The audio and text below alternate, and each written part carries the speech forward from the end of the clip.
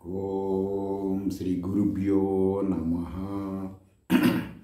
శ్రీ లలిత సహస్ర నామము చతుర్బాహు సమన్విత. ఈ నామము గురించి ఇప్పుడు ఎవరు ఏ ఆధ్యాత్మికం ఆచరిస్తున్నా, ఎవరు ఏ ఆధ్యాత్మికం చెప్పినా మనం ఆ ఆధ్యాత్మికాన్ని శృతుల పరంగా కంపేర్ చేసుకొని తెలుసుకొని మాత్రమే ఆచరించాలి. ఎవరు చెప్పిన ఫీలింగ్స్, ఎవరు చెప్పిన ఆధ్యాత్మికమైనా సరే శృతి విరుద్ధంగా ఉంటే ఆచరించకూడదు. దాని గురించి డిస్కషన్ కూడా అనవసర విషయాలు. ఇప్పుడు ఇది లలితా సహస్రనామం శృతి ప్రామాణికం.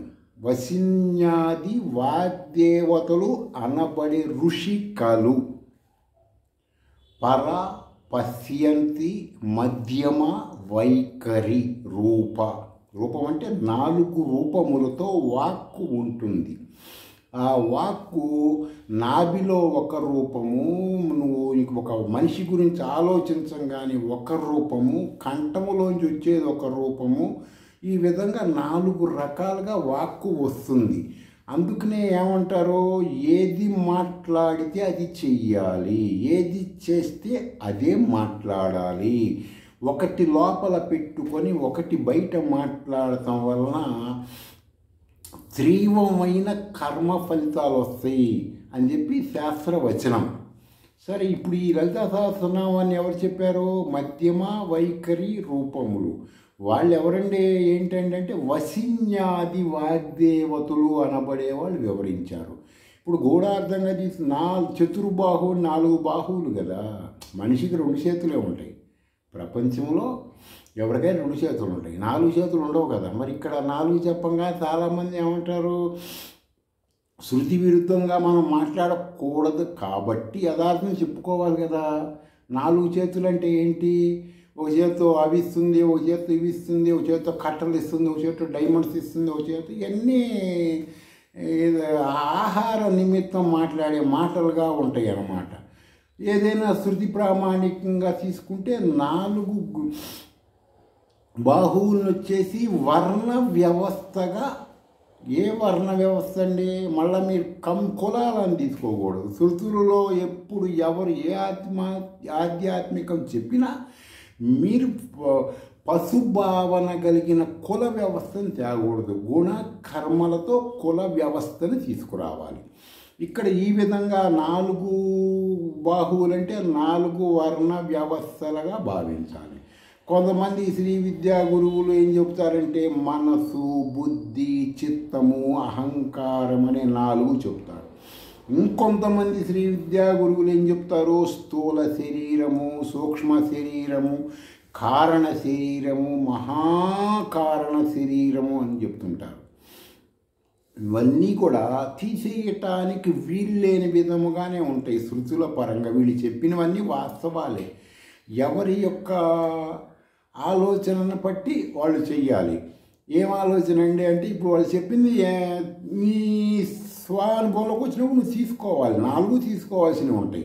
3 చెప్పాను కదా. 4వది ఏంటంటే, ఇప్పుడు హ్రీం అనేది ఈ యొక్క సగుణాకార పరబ్రహ్మ స్వరూపునైన చతుర్బాహు సమన్విత అనబడే దేవత యొక్క రూపము హ్రీము.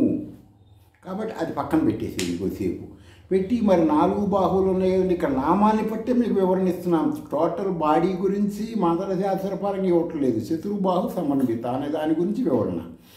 ఇప్పుడు 4 బాహువుల్ని ఆసాక హాల సకల.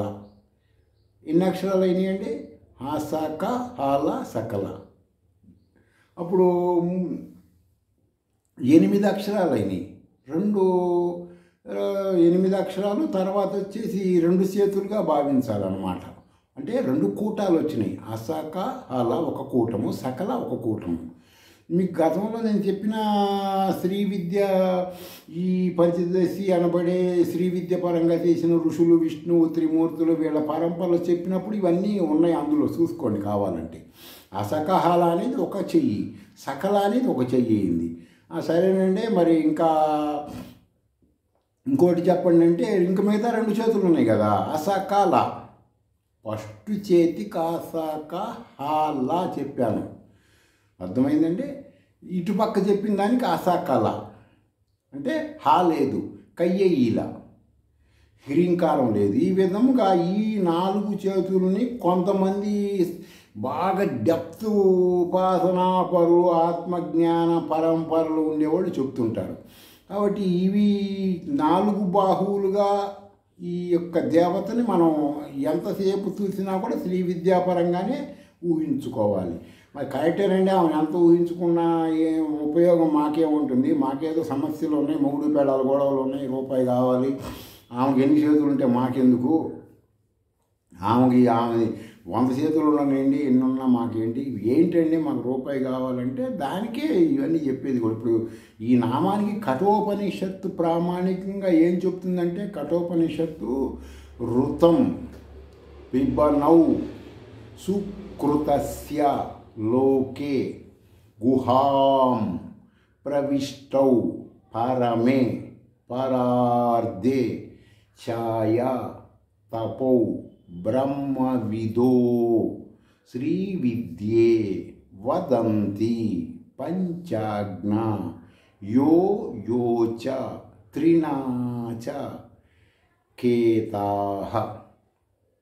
అంటే సాక్షాత్తు యముడు అనబడే ఒక దేవత, ఒక ఋషికి ఈ చతుర్బాహు సమన్విత అనే నామానికి సంబంధించిన వేరే మంత్రపరంగా ఈ నామాన్ని మీకు చెప్తున్నాను అనమాట. తీసుకొచ్చి ఆయన చెప్పాడు అనమాట. ఏమని? శ్రీ విద్య అనబడే మీరు ఈ చతుర్బాహు సమన్వయ శ్రీ విద్యాపరంగా చేయటం వలన ఈ శ్రీ విద్య అనబడి పూర్ణ దీక్ష, ఈ పదాలు అనేవి వినటానికి కూడా చాలామందికి అర్హత ఉండదు.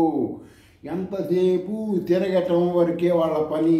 గిరగిర బొంగరం తిరుగుతుంటుంది చూడండి మన పిల్లలు ఆడుకునేటప్పుడు. ఆ విధంగా ప్రతి మానవుడు తిరుగుతూ ఉంటాడు, కానీ ఒక్క చోట స్థిరత్వంగా ఉండి వాడే పరబ్రహ్మము, వాడికి సమస్యలు ఉండవు, వాడు సంకల్ప మాత్రముతోనే ఏ సమస్య అయినా నెరవేర్చుకోగలడు అనే జ్ఞానము ఉండదు. ఆ విధంగా వినటానికి కూడా శ్రీ విద్య గురించి అర్హత ఉండదు. అందుకే వాళ్ళు ఇష్టపడరు. సామాన్య ప్రజలు ఏంది శ్రీ విద్య గురించి తెలుసుకోవడానికి ఇష్టపడరు, ఎందుకంటే వాళ్ళకి తెలియదు కదా.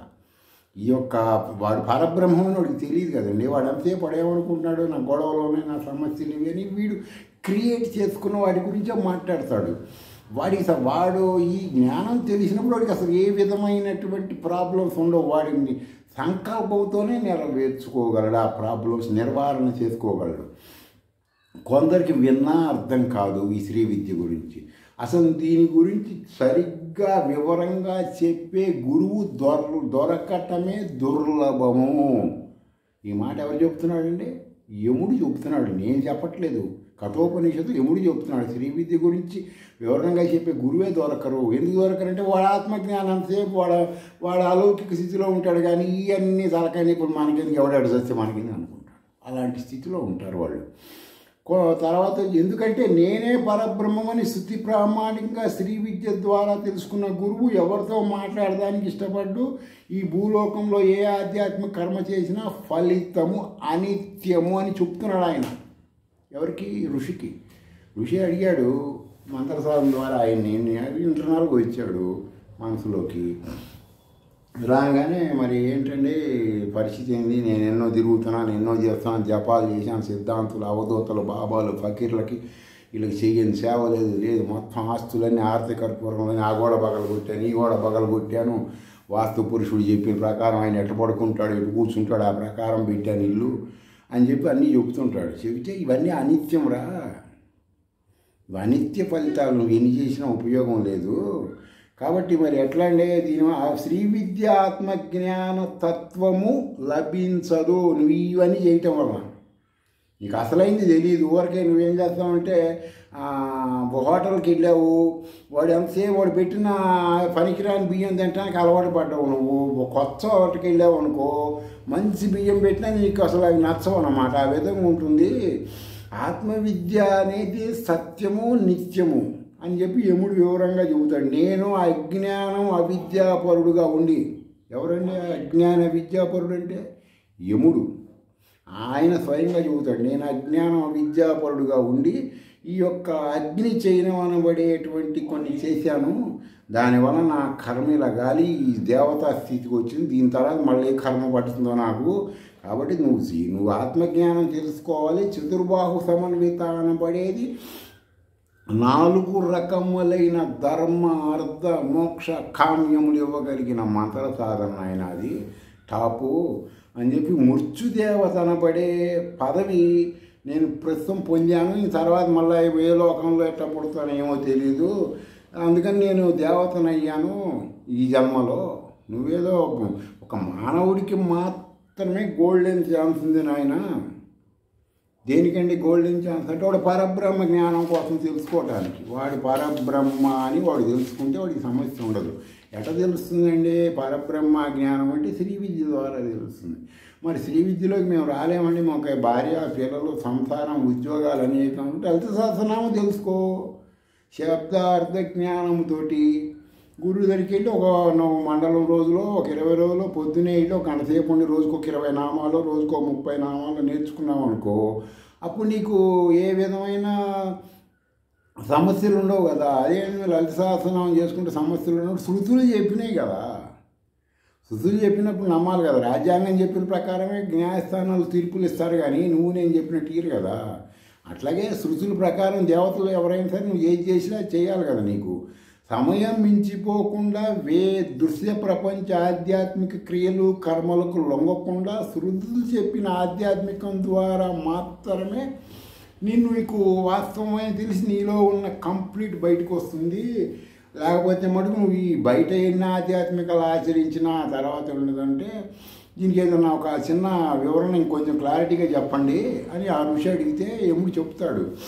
ఆత్మజ్ఞానం కలిగిందనుకో నీకు గత జన్మ వాసన కూడా తెలుస్తుంది, నిన్ను సంస్కరించుకుంటావు మంత్ర సాధన వలన. ఎలా తెలుస్తుందండి గత జన్మ వాసన అది ఇది అంటే? ఇప్పుడు నేను ఇది అలంకారం కోసం చెబుతున్నాను. ఇప్పుడు ఆ దళైలామా లాంటి వాళ్ళు కొంతమంది మేము గత జన్మ జ్ఞానం వచ్చింది అది ఇది, మేము గత జన్మలో అది ఇది అని చెప్తుంటే అవన్నీ శృతులకు ప్రామాణికంగా నేను అంగీకరించను. శృతులు ప్రామాణికంగా గత జన్మ జ్ఞానం ఎప్పుడు వస్తుందంటే, ఇప్పుడు నీకు పగలో రాత్రి నేను నీకు లెక్కలు చెప్పాను కదా, కాల నిర్ణయం శృతుల ప్రామాణికం ఉంటుంది కదా. నీ గత జన్మ జ్ఞానం నీకు రావాలంటే నువ్వు వెనక్కి వెళ్ళాలి. వెనక్కి వెళ్తేనే కదా నువ్వేం చేసింది తెలిసేది. నువ్వు వెనక్కి వెళ్ళకపోతే ఎట్లా తెలుస్తుంది? వెనక్కి వెళ్ళాలంటే ఏంటి? కాలంలో వెనక్కి వెళ్ళాలి. ఎట్లా వెళ్తామండి కాలంలోకి? వెనక్కి నీ మనసును పంపించాలి. ఎలా పంపిస్తామంటే మంత్ర సాధన ద్వారా, అలౌకిక శబ్దముల ద్వారా. గతంలో ఒక గొప్ప శ్రీ విద్యా ఉపాసకుడు, చాలా టాప్ అనమాట. సరే అతను ఇంకా చనిపోయే స్టేజీలో లాస్ట్ స్టేజీకి వచ్చేసి ఇక కొన్ని నిమిషాల ప్రాణం పోతుందనగా మంచి ఉపాసనాపరుడు, భూత భవిష్యత్తు వర్తమాన జ్ఞానం తెలిసిన ఒక పామరుడులాగా ఉంటాడనమాట. కొండ చిలువలాగా. కొండ చిలువలాగా అంటే ఏంటంటే దగ్గరికి వచ్చిన ఆహారం తింటుంది కొండ చిలువ, అది వేటకి వెళ్ళదు. వస్తే తింటుంది, లేకపోతే పస్తు పడుకుంటుంది. ఆ విధంగా అతను అంత ఉపాసనాపరుడు. అప్పుడు లాస్ట్ మూమెంట్లో కొడుకు భార్య అందరూ వస్తే వాళ్ళని పక్కకు పంపించి కొడుకుని పిలుస్తాడు. ఎందుకంటే అతను ఆ స్టేజ్లో ఉన్నాడు. కొడుకుని పిలిచిన ఆయన, నేను చిన్న మిస్టేక్ చేశాను గతంలో, ఆ మిస్టేక్ వలన ఇంకో జన్మ ఎత్తాల్సి వస్తుంది. ఆ జన్మ పంది జన్మ నాది, కాబట్టి ఫలానా ఊళ్ళో ఫలానా చోట నేను పుడతాను. పుట్టంగానే నువ్వు వచ్చి ఎంబటి నన్ను నరికేయంగానే నాకు ఆ జన్మ విముక్తి అయిపోయి నేను పరబ్రహ్మంలోకి వెళ్ళిపోతాను, సుషుప్తి అవస్థలోకి. మళ్ళా ఇక కృతయుగం, త్రేతాయుగం, ద్వాపరయుగం, కలియుగం, మళ్ళా కల్పము, యుగాలు ఏమీ లేకుండా ప్రళయకాలం వరకు నేను పరమాత్మలో సుషుప్తిలో ఉంటానైనా, నాకు ఇది చేసి పెట్టు అంటే తప్పకుండా మాట తీసుకుంటాడు. అయిపోతుంది సబ్జెక్ట్ ఓవర్. తర్వాత ఈడు అక్కడ పుడతాడు. కొడుకు కత్తి తీసుకొని వెళ్తాడు. వెళ్ళంగానే గత జన్మ వాసన వలన వాడికి మానవ భాష అవన్నీ తెలుసు. కొడుకు దగ్గరికి పోతుంటే ఏంది పిలుస్తాడు, కొడుకుని పేరు పెట్టి, ఏంటి కత్తి తీసుకొని వస్తున్నావు ఏందని. మీరే చెప్పారు కదండి చంపేయమని. అంటే వద్దు నాయనా, నేను ఏ జన్మలో ఉన్నాడు, పంది జన్మలో వచ్చాడు. ఆ జన్మకు రాగానే వాడికి ఏమో వస్తుంది, ఈ మొత్తం వాడి ఫీలింగ్స్, వాడు బ్లడ్ రిలేషన్ భావిస్తున్నాడు. వాడు వద్దు నాయన నువ్వు చంపవాక, ఏదో తెలియక చెప్పాను. మా అమ్మ, నా తమ్ముళ్ళు, మా అక్క, మేమందరం చల్లటి నీళ్ళలో మురికి నీళ్ళలో పడుకొని ఉన్నాడు వాడు.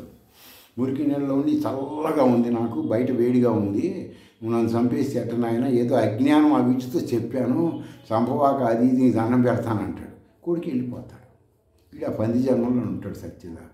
ఆ జన్మలో చేసిన కర్మలు ఉంటాయి కదా, మళ్ళా జన్మ ఎత్తాడు. ఈ విధంగా నువ్వు ఏ జన్మ ఎత్తుతావో, ఏ కుటుంబంలో పుడతావో, ఏ ఆర్థిక, మానసిక, శారీరకంగా, కమ్యూనిటీ పరంగా ఇతరత్ర గుణగణాలతో ఉంటావో, అవన్నీ నువ్వు క్రియేట్ చేసేసుకుంటున్నావు. వాస్తవంగా యథార్థంగా ఏంటి, నువ్వెవరివి యథార్థంగా, వాస్తవంగా ట్రూత్, సత్యంగా నువ్వెవరివి, శృతులు ఏం చెప్తున్నాయి, నువ్వేం చేస్తున్నావు, అది నీకు ఎలా తెలుస్తుంది? అనుష్ఠానం చేస్తే తెలుస్తుంది. అనుష్ఠానం అంటే ఏంటి? మంత్ర సాధన. మంత్ర సాధన అంటే ఏంటి? ఆలోచన. ఏం ఆలోచన చేయాలి? శృతి ప్రామాణిక ఆలోచన. శృతి విరుద్ధమైన ఆలోచన చేయంగా నీకేమనిపిస్తుంది? ఆ దేవుడి దగ్గరికి వెళ్ళాము, ఆయనకి 2 భార్యలు ఉన్నాయి, వీళ్ళకి 4 భార్యలు ఉన్నాయి, మనం కూడా 2 భార్యలు చేసి నువ్వు క్రియేట్ చేసుకుంటున్నావు కదా. ఈ విధంగా కలుగుతూ ఉంటాయి. ఇప్పుడు కొంతమంది బాగా ఇప్పుడు కొంతమంది వేదం చదువుకున్న వాళ్ళు బాగా పిల్లలకు పాఠాలు చెబుతారే, వాళ్ళు ఆచార్యులు, మాస్టర్స్ అంటారు వాళ్ళని. మామూలుగా భక్తి కోసం పొద్దున్నే సంచేసుకొని తిరిగేవాళ్ళు కాదు, పిల్లలకు పాఠాలు చెప్తుంటారు, వాళ్ళు మాస్టర్స్ కదా. వాళ్ళు చర్మదశలో స్పృహ లేని స్థితిలో ఉన్నప్పుడు కూడా ఎవరైనా వేదఘోష చెప్పంగా వాళ్ళు టక్మని కళ్ళు తెరిచి మాడుతుంటారు. వాళ్ళు 24 గంటలు ఉంటారు కదా ఆ పరబ్రహ్మ జ్ఞానానికి సంబంధించి. ఈ విధంగా ప్రతి ఒక్కళ్ళు ఇప్పుడు చతుర్బాహు సమన్విత, సమా ప్లస్ మిత, నిన్ను నువ్వు సమర్పించుకుంటేనే నీకు 4 బాహువులు, ధర్మము, అర్థము, కామము, మోక్షము, ఇవన్నీ వచ్చేస్తాయి. నీకు అప్పుడు ఏమవుతుంది? తత్వాభిమానం, నీకు అసలు చెప్పాను కదా, అవన్నీ 1 by 1 వస్తాయి. నీకు ప్రాబ్లమ్స్ ఉండవు, నీ దగ్గరికి ఏది రాదు, నీ చుట్టూ ఒక కవచం ఏర్పడుతుంది. దానిని ఆరా అంటారు. రకరకాల పేర్లు ఉంటాయి. ఎప్పుడు నీ గురించి అవతల ఆలోచించడానికి కూడా భయపడతాడు. నువ్వు ఫలానాని ఆలోచిస్తే ఆ ఆలోచన నెరవేరుతుంది. ఇవన్నీ 1 by 1 వస్తాయి. శృతి ప్రామాణిక ఆధ్యాత్మికం ద్వారా వస్తాయి. కానీ శృతి విరుద్ధంగా నువ్వు ఏ ఆధ్యాత్మికం చేసినా, ఏ తపాలు జపాలు ఏ చేసినా కూడా వీటి వలన ప్రత్యక్షమైనటువంటి నువ్వు కోరుకున్న ఫలితాలు ఉండవు. కాబట్టి మీ శ్రీ విద్యా మంత్రజ్ఞానం చెయ్యండి, పురస్చరణలు చెయ్యండి, తర్వాత శృతి చెప్పినట్టు మీ అనుమానాలు ఉంటే శృతుల పరంగా తెలుసుకోండి, శ్రీ విద్యలోకి రండి. పరంపర ఆధ్యాత్మికాన్ని కట్టి బయట పడేయండి. లేకపోతే మీ ఇంట్లో అటక మీద దాచిపెట్టుకోండి. మీ వారసుల్ని మీరు చిత్రహింసలు పెట్టకుండా ఈ పరంపర పరంగా వాళ్ళని శ్రీ విద్యలోకి పంపిస్తే వాళ్ళు మహా ఉన్నతమైన స్థితికి వెళ్తారు. స్వస్తి.